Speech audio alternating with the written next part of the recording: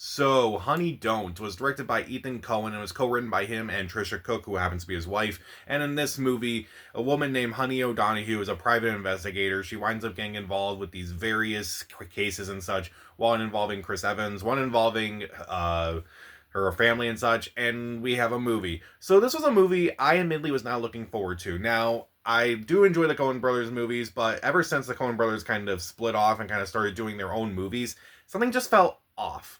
Like, at least with Ethan Cohen, he's the only other movie that I know he's directed was Drive Away Dolls, which I thought was very underwhelming. I thought that movie was just kind of a misfire, if I'm being honest.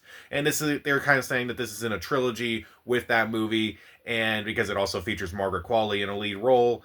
And this movie, it's frustrating. This movie is very frustrating to say the least. There are aspects that are really good. I would say the first third I liked, but then it just kind of goes off the rails completely. This is a movie that I felt like it started off with a cool idea, but didn't know how to finish it. I guess the best way to also describe it is that if these were like a couple episodes of a TV show based around these characters, it would probably be interesting. Like, these would be interesting episodes and such. But alas, it's a movie, and they try to string all these narratives together, and it doesn't really work. So, is there anything about this movie that's actually good? Well, the performances from all the lead characters are pretty good. Margaret Qualley, I thought she was pretty good here. She's definitely a much better character than she was in Driveway Dolls. One of the aspects of that movie that I really hated was her character. I thought her character was just awful. Her character is actually more interesting in this movie than I thought her character was in Driveway Dolls.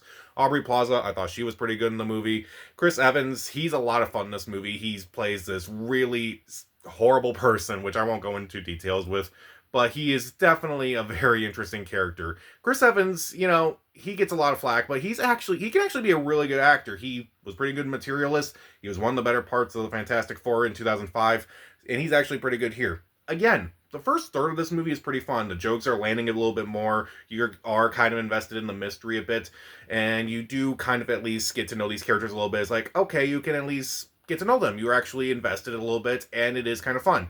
Meanwhile, the movie itself is pretty gorgeously shot. The colors are very bright. It definitely feels very different from Driveway Dolls, which I felt like looked a little too dimmish. Where I felt like this movie is definitely the exact opposite, whereas like it's more pulpy, it's a lot more colorful. That's kind of where the positives end, in my opinion.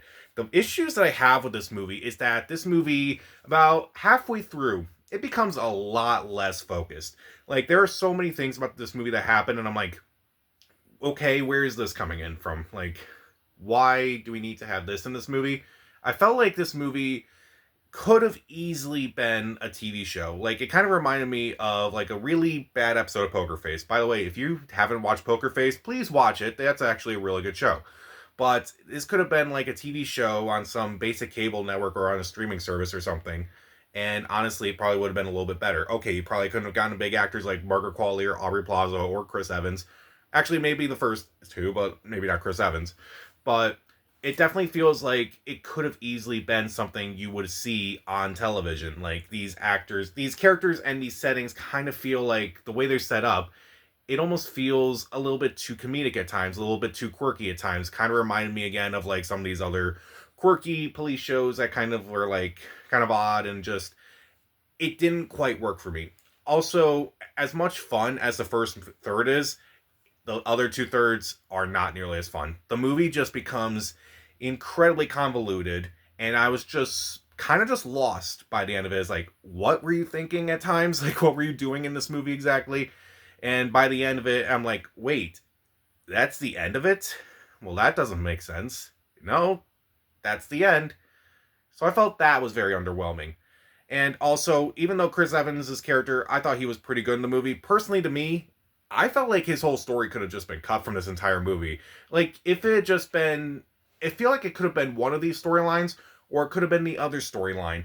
And if they were their own movies, they would have been a little bit more fascinating. But no, let's just try to combine these two into one movie. And it just doesn't quite work out. It just feels less focused. It feels uninteresting. And by the end, I was just kind of over it.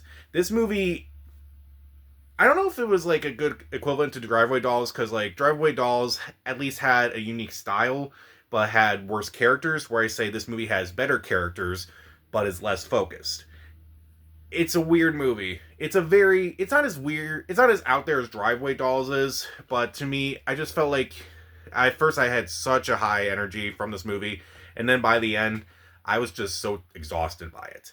This movie felt like it could have been a pilot, or maybe even like the first season of a TV show based around these characters, but instead they decided to make a movie about it. So, Honey Don't, the acting is pretty good, it looks great. The first third of this movie is probably the best of the movie, but it's just the other two thirds just become incredibly convoluted, and I was just lost by the end of the movie. I definitely felt like the movie wasn't focused. I definitely felt like this movie shouldn't have been a movie. It should have been on television rather than something they would see on the big screen. In a day where it's like people are picking like movies, like, okay, which movies do we want to see in theaters? Which movies do we want to wait till we hit streaming services? It kind of amazes me that this movie was made and it was put out in theaters, but I guess you could do far worse. I know the Coen brothers have kind of done worse. Actually, I don't know about that. I don't think so, but at the same time, I'm thinking they really need to get back together and make a movie again. I'm going to give Honey Don't 2 out of 4 stars. Stream it. Depending on your view of Driveway Dolls, if you love that movie, if you hate that movie, I think that's going to be how you feel about this movie. So, Honey Don't, did you see it? And also, what is your favorite Coen Brothers movie? Or least favorite Coen Brothers movie? Comment down below, subscribe to the channel. This is Pat. Stay safe.